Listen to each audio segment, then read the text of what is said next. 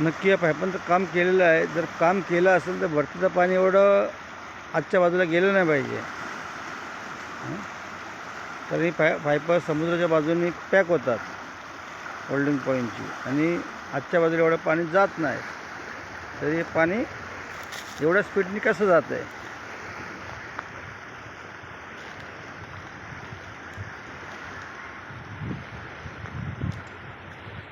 हे बघा, हे किती स्पीडला पाणी जात आहे.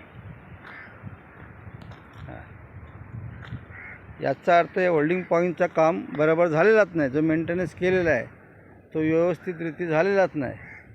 किती स्पीडला पाणी जाते बघा. वा, किती स्पीडला पाणी जाते.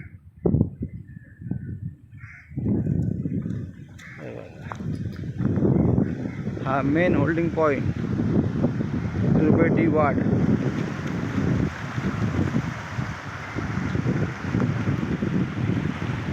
किती स्पीडला पाणी चाललं बघा, किती स्पीडला. म्हणजे या होल्डिंग पॉईंटचं 100% काम झालेलंच नाही.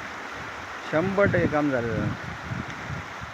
ज्या प्रकारे फोटो दाखवलेले आहेत काम केलेलं आहे, जर काम झालं असेल तेवढं स्पीडला पाणी आजच्या बाजूला पडलंच नाही पाहिजे. एवढं पाणी जर असंच पडत राहिलं तर पावसाळ्यात तुर्भा सानपाडा परिसर पूर्ण पाण्याखाली जायला वेळ लागणार नाही.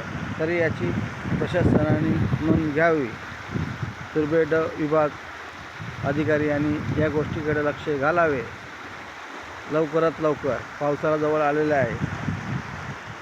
बघा किती स्पीडला पाणी येतं.